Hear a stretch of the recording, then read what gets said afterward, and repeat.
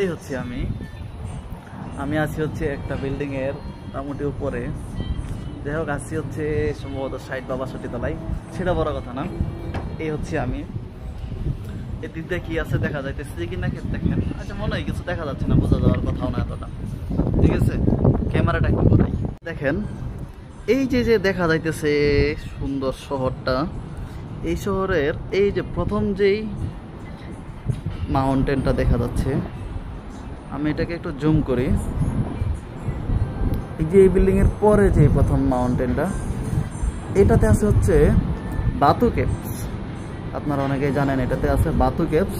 এখান থেকে সম্ভবত 4 বা 5 কিলো হইতে পারে, কিংবা আর একটু বেশি।